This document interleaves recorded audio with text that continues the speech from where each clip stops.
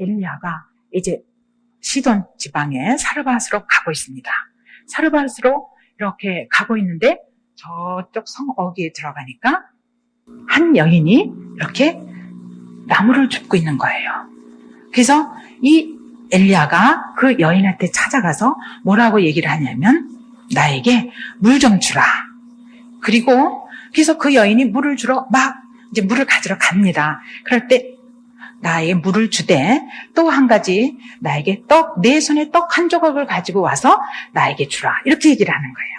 그랬더니 이 과부가 뭐라고 얘기를 하냐면 우리 집에는 당신에게 드릴 떡이 없습니다. 우리 집에 있는 것은 한 움큼의 가루와 한 병의 기름도 못 되고 그 병에 약간의 기름이 있을 뿐입니다. 이렇게 얘기를 해요. 그랬더니 이 엘리야가 뭐라고 얘기를 하냐면 그러면 가서 그 한 움큼의 가루와 그 기름을 가지고 떡을 만들어서 먼저 내게 가져오라. 그리고 나서 너희 아들한테 그것을 너와 너희 아들이 또 떡을 만들어서 나눠 먹어라. 이렇게 얘기를 해요. 이 이야기가 이렇게 진행이 될 때 성경에는 아주 가정의 한 작은 부분 아니면 어떤 한 개인의 작은 부분 이런 것들이 이렇게 숨겨져 있어요.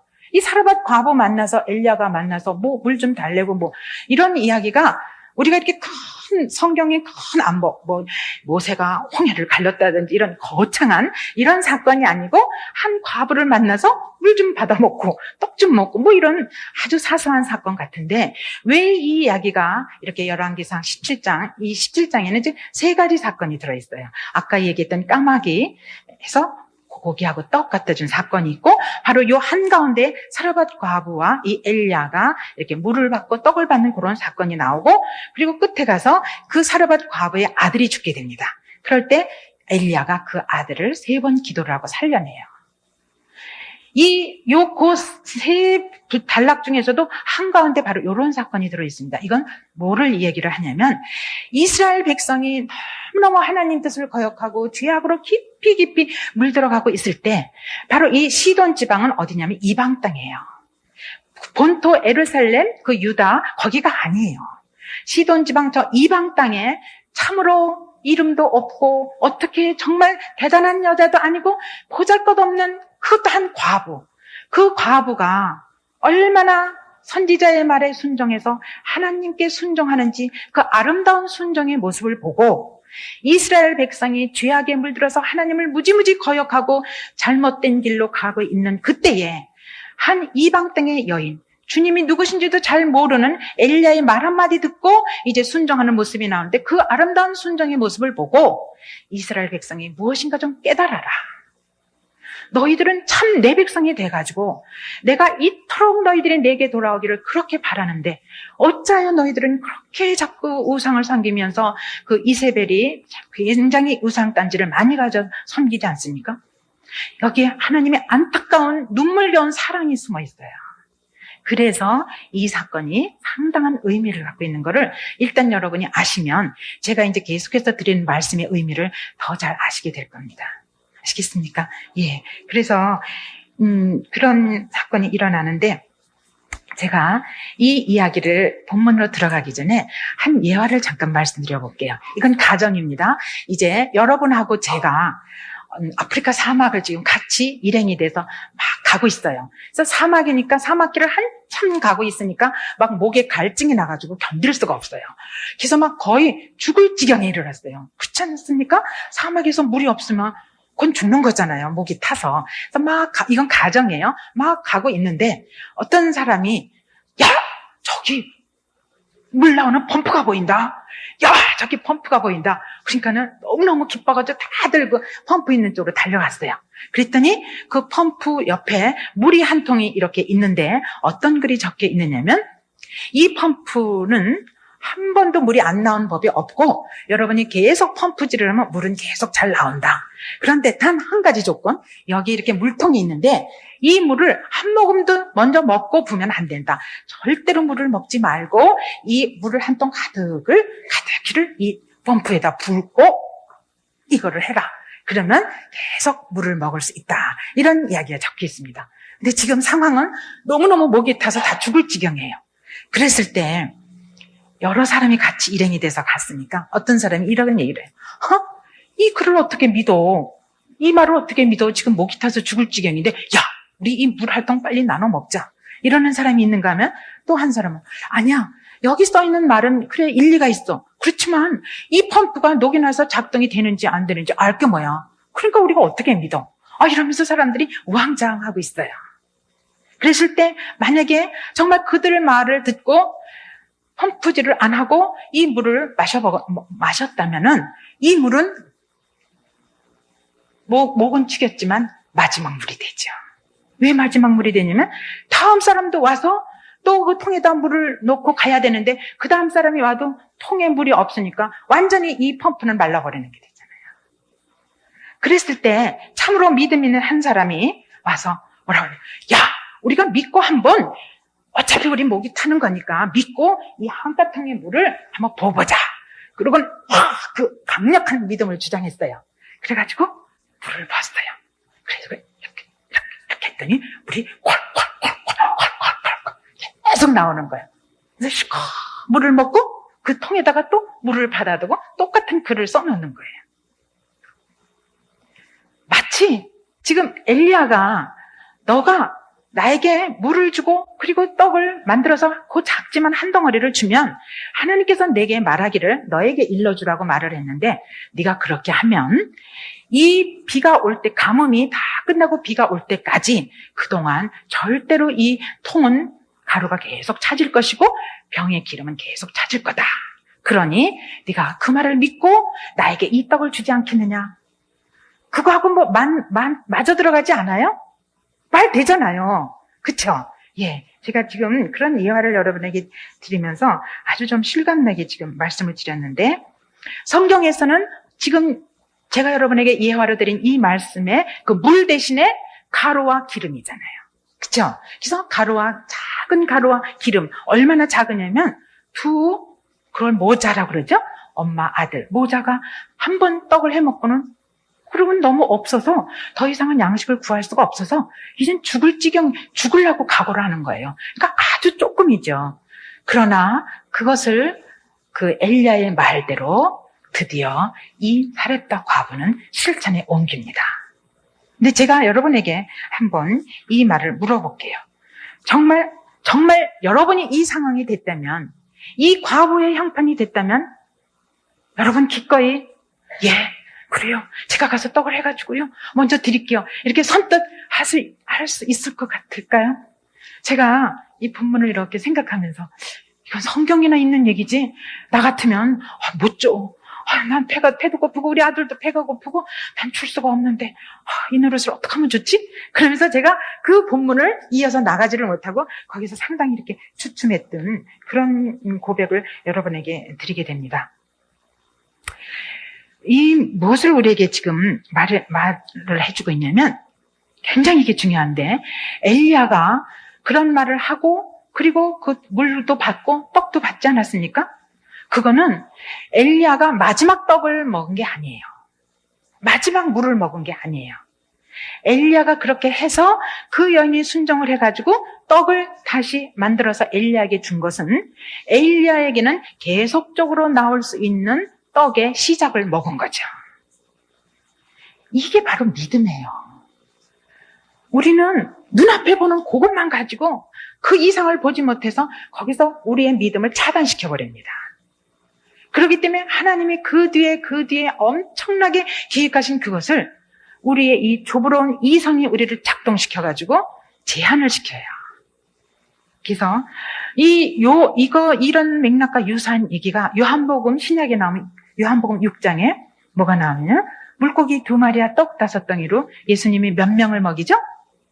너무너무 잘 알잖아요. 마치 공식처럼 오병이어의 사건 이렇게 잘 아시는데 그때 주님이 이 기적을 베푸시면서 하시는 말씀이 있습니다. 오늘 이 사렙다 과부의 그 떡 사건과 똑같이 주님이 하시는 말씀이 있는데 그게 뭐냐면 주님은 참으로 가난한 자의 것을 들어서 그 가난한 자를 먹이시는 하나님이에요. 가난한 자가 가지고 있는 아주 가난하고 보잘것없고 작은 것, 주님은 그것을 가지고 다시 그 가난한 자에게 되돌려주는 하나님. 딴 데서 그것을 얻어다가 주는 게 아니고 그 가난한 자가 가지고 있는 그 보잘것없는 것을 주님이 무지무지 크고 좋은 것으로 잘 만들어서 다시 그 가난한 자에게 주시는 그 하나님의 깊은 마음, 그 예수님의 깊은 마음. 근데 그 엄청나게 큰 것을 주실 때에 먼저 가난한 자의 놀라운 헌신을 받으시고, 그리고 대신 너무 좋은 것으로 너무 엄청난 걸로 갚아주시는 그 하나님, 그 하나님의 마음 여러분 느껴지지 않으세요? 어디 딴 데서 가져온 거 아니잖아요. 주님이 그 가져온 그 정성, 그 안드레의 정성, 그 작은 소년도 안 돼요. 이건 우리 엄마가 준 건데요. 이건 나 먹을 점심이에요. 내가 알게 뭐예요? 정말로 이상해요. 이러지 않고 그것을 가져다가 안드레하고 같이 주님께 드리잖아요. 너무 예쁘지 않아요? 저도 배가 고픈데. 이 살았다 가부도 자기도 배가 고프고 자기 아들도 너무너무 배가 고프잖아요. 그런데 그걸 만들어서 또 먼저 그 달라고 그러니까 그 선지자 엘리야를 주잖아요. 우리가 이렇게 성경을 읽으면서 여러분들이 늘 이렇게 생각하실 것은 주님의 마음을 자꾸 더듬어 보세요. 그러면은 그 속에서 주님이 나를 향한, 우리 모두를 향한 사랑이 그 행단에 점점이 묻어 있어서 많이 읽지를 못하고 그냥 어느 부분에서 이렇게 그냥 그대로 마음의 무릎을 꿇게 되더라고요. 이게 하나님의 사랑이구나. 근데 왜 내 눈에는 이게 잘 안 보였지? 나는 참으로 주님 마음을 너무 몰라드리고 있구나. 그래서 이 모든 메시지는 전달할 때 주님이 계속 우리의 작은 심장을 두드려요. 내가 너를 이렇게 기억하고 있는지 모르니? 내가 너를 얼마나 생각하고 있는지 모르지? 이렇게 묻고 계실 때 한번 그 음성을 연이어 들으실 수 있기를 바랍니다. 예. 믿음은 바로 이런 얘기를 했습니다. 그 유명한 어거스틴이 뭐라고 말을 했냐면, 믿음이라는 거는 이해를 하고 믿어지는 게 아니에요. 믿고 나서 보니까 이해가 되는 거예요.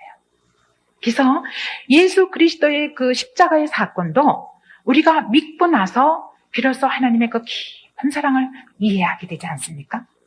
그게 무슨 논리적으로 말이 돼요? 예수님이 십자가에서 못 박혀 죽으셨대요. 그래서 그게 내 죄가 용서함 받았대요. 그것을 여러분이 아무리 평생 이해를 하려고 애를 써도 십자가의 사건은 이해로 되는 게 아닙니다. 성령님이 여러분에게 은혜를 주셔서 그것을 나도 모르게 믿게 돼요. 믿고 그 십자가를 가만히 보면 그 속에서 놀라운 하나님의 사랑을 비로소 이해를 하게 되는 거죠. 그래서 그 덴마크의 유명한 철학자 키르케고르, 굉장히 무슨 제가 유식한 것 같죠? 그게 아니고 이 말이 너무너무 귀하기 때문에 제가 인용을 한 거니까 이해해 주시기 바랍니다. 이 키르케고르가 이런 말을 했습니다. 믿음이라는 것은 하나님이 무엇을 할 수 있다고 믿는 게 아니고 하나님은 하신다는 걸 믿는 거예요. 내가 죽으면 부활해서 살아날 가능성이 있는 것을 믿는 게 아니고 내가 죽으면 부활해요. 그것을 믿는 거라고 그랬어요. 굉장히 다르지요. 가능성을 믿는 거하고 그 사실을 완전히 받아들이는 거하고는 천지 차이죠. 이제 여러분이 예수 그리스도를 나의 구주로 영접했죠? 그럼 여러분은 이제 이 땅의 육신이 끊어지고 숨이 끊어지면 여러분은 다시 예수 그리스도의 재림과 함께 부활해요. 부활할 가능성이 있을 거다. 이거 아니에요. 그게 믿음입니다. 그래서 지금 우리가 이 믿음의 과정을, 그래서 히브리서 11장 1절에 보면 믿음은 바라는 것들의 실상이요 보이지 않는 것들의 증거라고 그랬죠.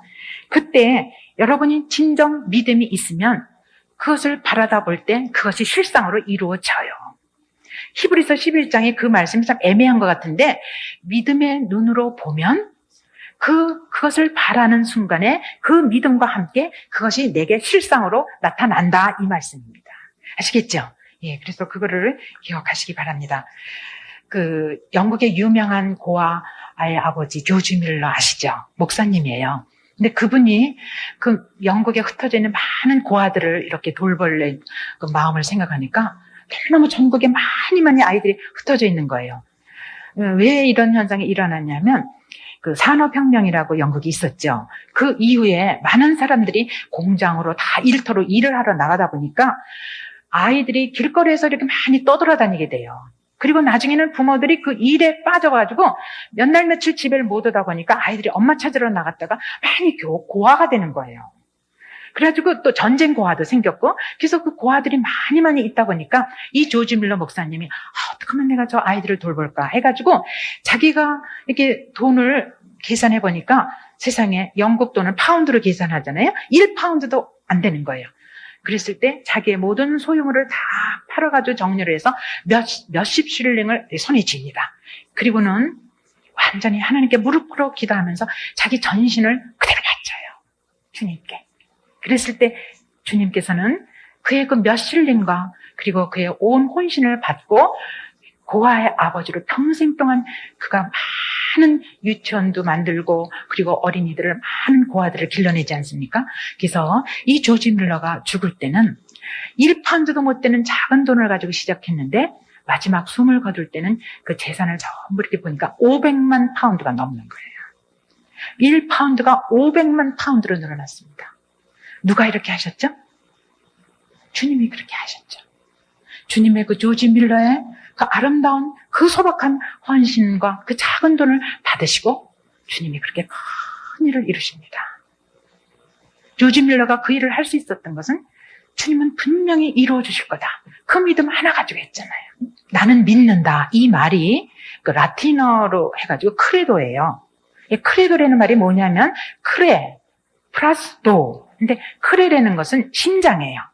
내 심장, 내 마음. 그리고 도라는 동사는 뭐냐면 내 마음, 내 심장을 어딘가 고정시켜서 갖다 꽂는 거예요.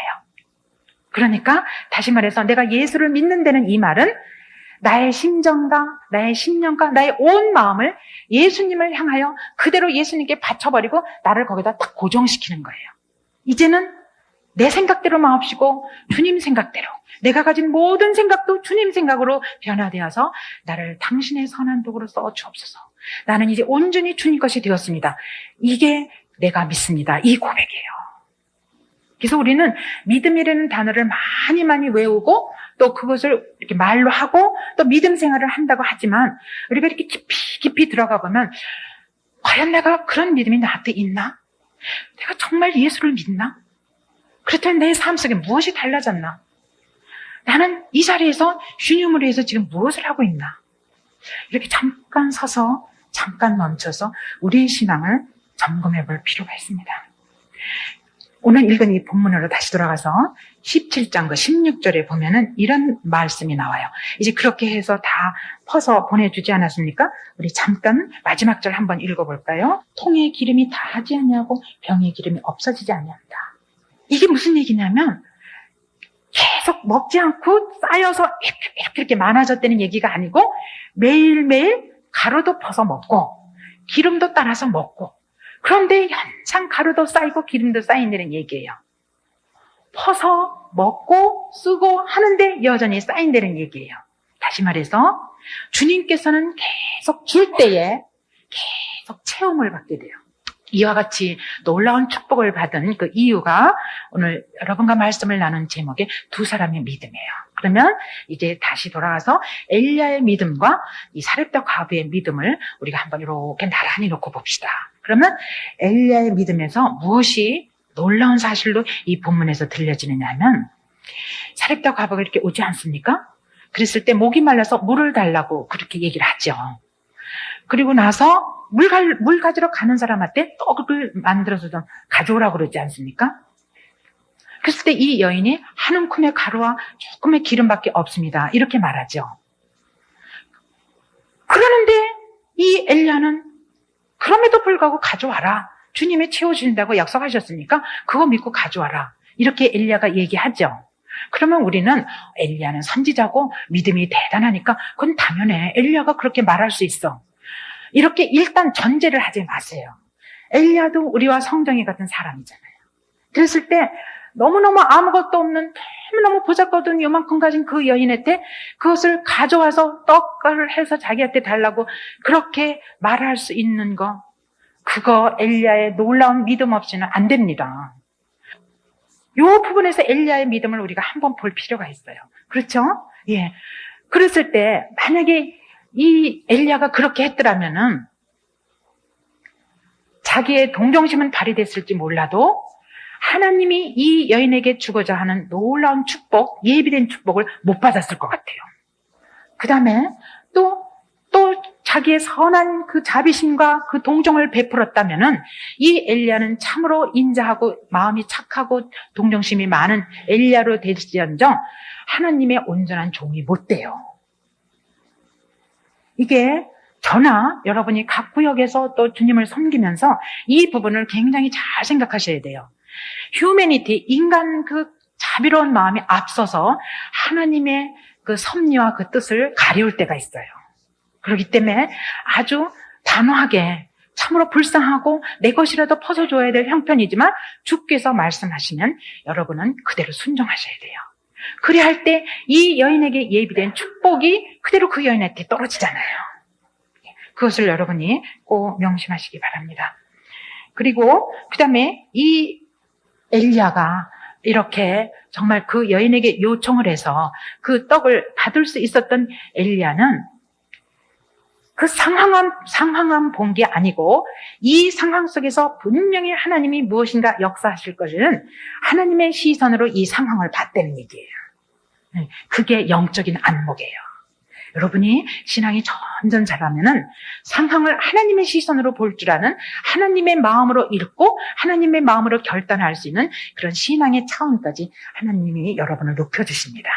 그래서 그것을 꼭 기억하시고 그 하나님이 무엇인가 하실 것을 보았기 때문에 이 엘리야가 그 일을 했다는 것을 꼭 기억하시기 바랍니다. 그 다음에 이제 우리 사렙떡 과부의 믿음으로 한번 가봅시다. 전제하지 말라 그랬죠? 이 성경 그대로 하나하나 우리가 이렇게 문맥을 이렇게 생각하면서는 그러면 저 멀리서 어떤 남자가 왔어요. 그랬을 때 물을 달라고 그래요. 그러면은 지금 이때가 어느 때냐면 가뭄이 극심한 때잖아요. 그러면 한 모금의 물, 한 컵의 물은 천금보다도 귀한 돈이잖아요. 그런데 이 여인이 이 엘리야가 물을 달라고 그럴 때 안 돼요. 어떻게 물을 달라고 그래요? 지금이 어떤 때인데 뭘 몰라도 한참 모르시네. 이럴 수 있잖아요.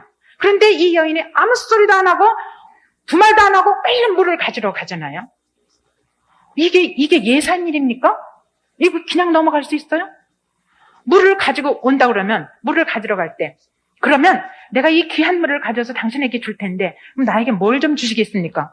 뭐 요구할 수도 있잖아요. 물어볼 수도 있잖아요.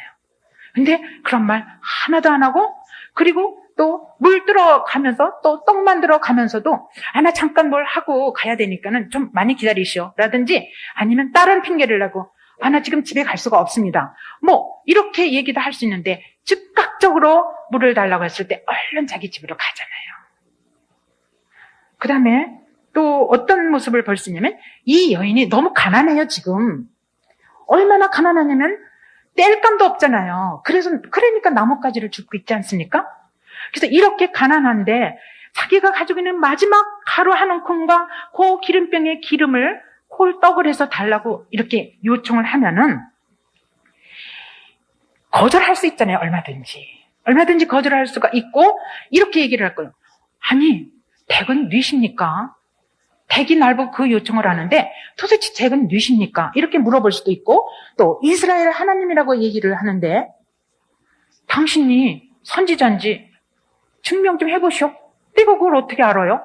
얼마든지 우리의 인간적인 머리를 한번 굴려보면은 이스라엘의 하나님이라고 그렇게 또 얘기를 하는데 그 이스라엘의 하나님이 나와 무슨 상관이 있어?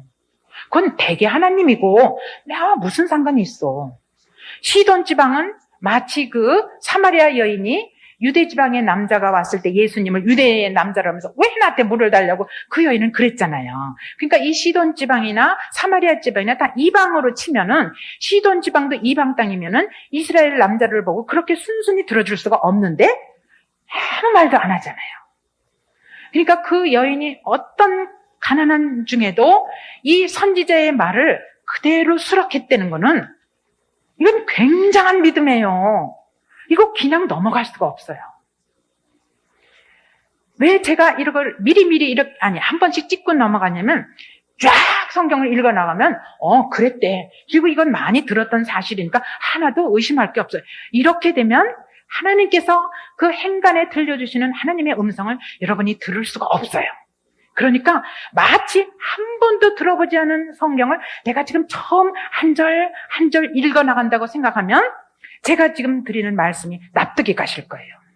전혀 그리고 이 사렙다 과부는 하나님의 말씀을 어디 가서 설교를 들은 일도 없고 무슨 광야에 가서 이스라엘 백성처럼 들은 일도 없잖아요.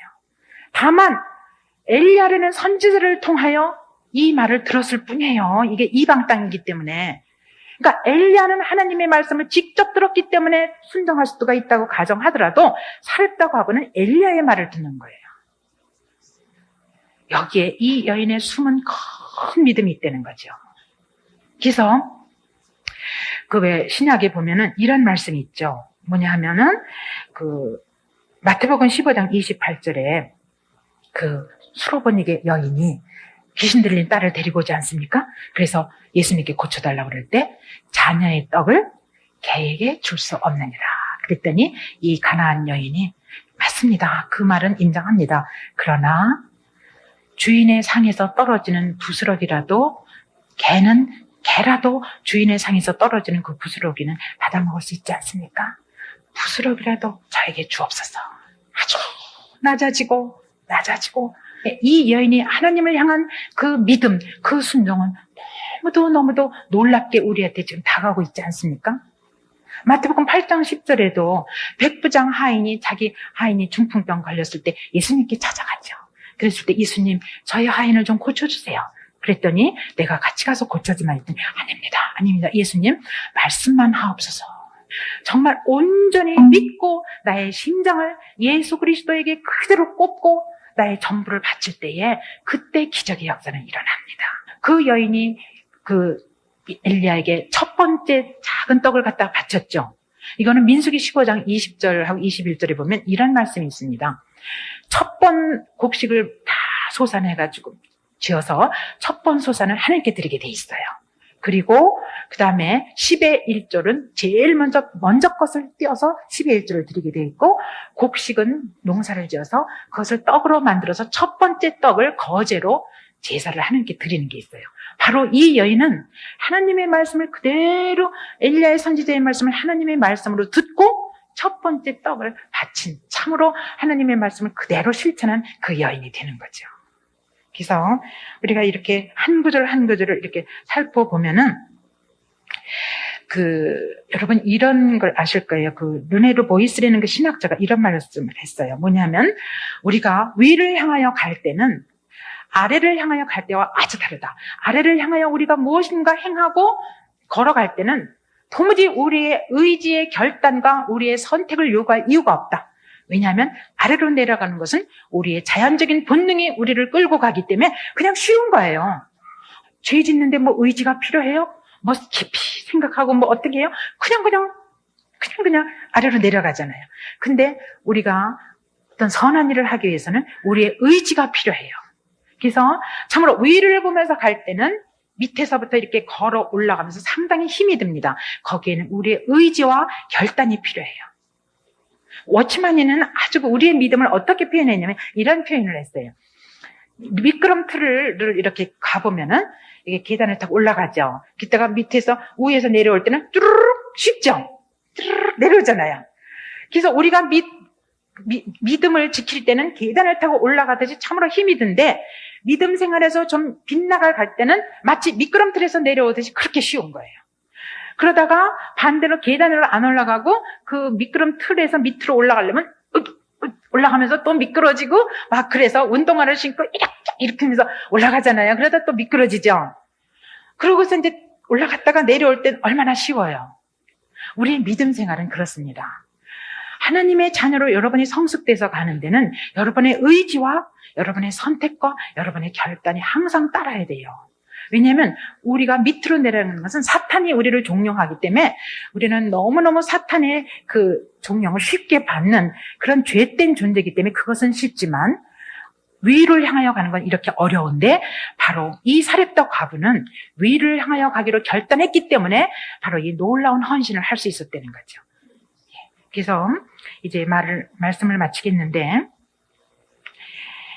여러분하고 제가 이제 이 승리교회를 섬길 때 두 사람의 믿음이 되는 거예요. 그렇게 하면은 여러분의 믿음과 저의 믿음이 두 사람의 믿음이 될 때 이 교회는 날로 날로 풍성해질 것이고, 그리고 그 믿음이 점점 자라서 역사할 때에 사렙도 과부 집에 계속 가루가 쌓이고 기름이 쌓였듯이 여러분 가정에도 풍성하게 모든 것이 쌓이고 또 쌓이면서 하나님의 나라는 점점 확장돼 갈 걸로 믿습니다.